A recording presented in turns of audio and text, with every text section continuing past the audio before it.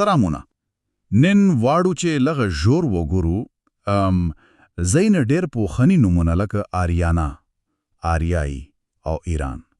او دا چې د نمونه په زنګړې ټول له افغانستان سره ستر ورلی نو زمو خبره په تاریخي متنونو او لیکونو ولاړې وي کوشش وکړو چې د دې کلمو اصلي ریشه او یعنی تاریخي مسیری وپلټو راځو چې له آریا کلمې پیل کړو ویل کېږي چې ډېرې معناوي لري لکه نیک قدرمند آن کروندګر ډېره جالبه ده چې په پښتو کې هم نششته هو بالکل د آریا کلمه په لرغونو انډو ایراپایي ژبو کې د یوې ځانګړې ډلې یعنی یو قوم یا تولونیسي طبقه د ځان پیژندنې لپاره کارېدلی ډېری وخت یې پر خپل نجابت یا یعنی لوړ مقام ټینګار کاوه خو د وخت په تیریدو سره یې معنی لغه پراخه شوې دی سمدا اوس رازو آریانم وجه یا آریا ورشاته سرچینه وای چې دا آریانانو پرچس همکا یا د آریانانو د اوسیدو ځای په معنا ده همدا سیدا او د ټولورو مهمه خبره یعنی مهمه دادا چې هم د آریانا وجه د آریانا د نوم رشا ګڼل کی او آریانا لکه تاسو چې وای د افغانستان یو ډیر پخانی تاریخي نوم یاد شوی دی ډیر ښه نو آریانا او افغانستان سره تړلې دي هو او دلته موضوع نوره هم په زړه پورې کیږي وګوره د زردشتي دین سپیچلې کتاب اویستا او خپله زردشت دواړه له همدې آریانا سره یعنی اوسنی افغانستان سره ډیر نزدیک تعلق لري واقعا څنګه کې اویستا ته وګورئ نو ډېرې هوا جغرافیوي سیمې چې پکې یعنی یادې شوي لکه بلخ چې په اویستا کې ورته بغدی ویلې شوي هلمند یا هتومند هرات یا هریوا او حتی د هندوکش غرونه چې اپایری سینا یا اوپایری سینا بلل شوي دا ټولي سیمې په حقیقت کې د نننی افغانستان په خاورې کې پتی دي دا هیوازه تصادف نشي کېدی نو ولای شو چې د زردشتي دین او اوستا جغرافیا په اصل کې د افغانستان له تاریخي جغرافیا سره یعنی سمون خوري دقیقاً بالکل په اوستا کې یو برخه د ابانیشت نومیږي هلته راغلی چې زردشت په همدې ایریانیم ویجه کې یعنی آریانا کې د اوبو خدای اناهیتا ته نذرانه یا قربانی ورندې کړي تاریخي اسناد هم دا تایید وي مثلا فارس یعنی اوسنی ایران زردشتي دین ډیر وروسته منلې شاید د هخامنشیانو په وروسیو کې ل میلاد شوان 522 کاله مخه حال دا چې د دې دین زیغونو وده په اصل کې په آریانا یعنی افغانستان کې شوې و دا خو بیخي مهم معلومات دي خو اوس یو پښتنه پیدا کیږي کې آریانا د سیمې او په ځانګړي ډول د افغانستان لرغونی نوم و نو د ایران نوم لکوم شو او څنګه بیا د فارس لپاره وکارول شو هو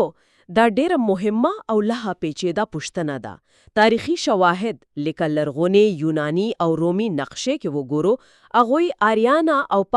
فارس دوه بیلې جغرافیایي سیمې ګڼلې آن پخپله هخامنشي سلطنتواکانو لکه داریوش او نورو چې دومره لویه امپراتوري یې لرله له 550 تر 330 کاله مخه پورې خپلې واکې سیته یې پارس یا د پارس پاچاهي ویله ایران نوم یې نه کاراوه نو د ایران نوم کله را پیدا شو او څنګه د ایران یا په ځانګړې توګه ایران شهر یعنی ایران شهر اصطلاح دا د ساسانیانو په دوره کې یعنی له 240 تر 600 میلادي کاله پورې رامنځته شو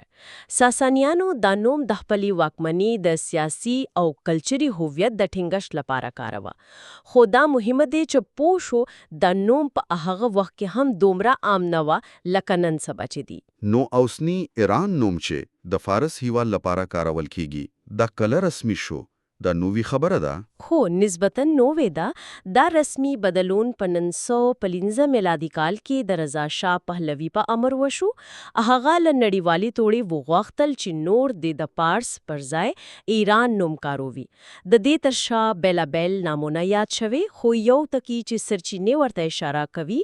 هغه د زینو لدیجو ختیځ پوانو اغیز دی لکه څوک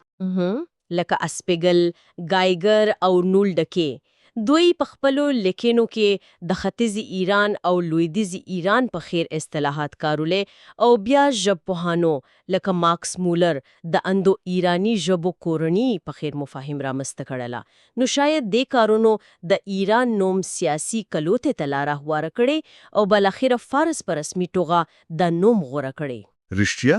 یعنی دا نوم چې موږ یې نمر دومره عادي ګڼو په رسمي توګه یو سری لیونی چې 15 را پدې خوا قانون لکېږي د خو ډیره د پاموړه خبره ده. هو که د تاریخ اوږد مزل ته وګورو 1915 کال یعنی پرونی خبره ده. البته نن روز د ایرانیک اصطلاح یوې پراخې کلچوري او ژبني ډړې ته اشاره کوي. پدې کې یوازې د اوسنی ایران خلک ناراضي بلکې افغانان، تاجکان، کردان او نور هم شامل دي. خو دا ایرانیک کلچوري مفهوم باید د اوسړي سیاسي جغرافیه سره یعنی د ایران هیواد چې پخوا پارس یا فارس و ګډ نشي. او که د وړاندې شویو سرچینو پر بنیاد قضاوت وکړو د ایران نوم تاریخي او کلچوري مرکزیت په اصل کې آریانا یعنی اوسنی افغانستان و. ولی ذکر دا د اوستا او زردشتي دودونو اصلي ټاټوبي ګڼل کیږي. نو د دې ټولو خبرو پرنیا کې کلندیزي وایو اصلي ټوکی څه دی چې اوریدونکي یې باید په یاد ولري؟ لندیز دا شو چې د وړاندې شویو معلوماتو له مخې آریانا د اوسنی افغانستان یو ډیر لرغونی او تاریخي نوم دی او د سیمه د زردشتي دین او اوستا د جغرافیایي او کلتوري مرکز په توګه پہچاندل کیږي. برعکس د ایران نوم لکه څنګه چې نن د پارس یا فارسی واد په لاکه کارولې جي یو نسبتاً نو رسمي اصطلاح ده چې په 1945 کال کې منلې شوې. خو د ایران کلمه خپل هم لرغونی ریښې لري، سمه ده؟ هو بالکل دا کلمه له هماغه آریا څخه راغلې خو د یوې مشخصې سیاسي جغرافیې په لاکه یې کارولې یعنی د اوسنی ایران لپاره او بیا د تاریخي مرکزیت ادعا کول دا د بحث او نظر اختلاف وړ موضوع ده. په ځانګړي توګه کله چې د آریانا یعنی افغانستان تاریخي رول او مرکزیت ته وکتل شي. ډیر مننه، دا بحث ډیر روشنانون کیو. هو او دلته یو پوښتنه پاتې کیږي شاید د اوریدونکو د فکر لپاره. کله چې یو هیواد یا یو سیمه خپل نوم بدلوي آیا دا کار د تاریخي هویتونو نه د بیا تعریف کولو حق ورکوي یا دا چې د نورو سیمونو پر تاریخي میراث د اغیز یا ادعا کولو زمینه برابرې او دا چې د تاریخ په اړه په خبرو کې د سمو او دقیقو اصطلاحاتو کارول څومره مهم دي ترڅو تاریخي پیښې او هویتونه په سمه توګه وپېژندل او له ګډوډۍ او غلط فهمي مخنیوي شي. ډیر خټکی یقینا د فکر واړ خبرې دي. ډیره مننه لتاسو. لتاسو هم مننه.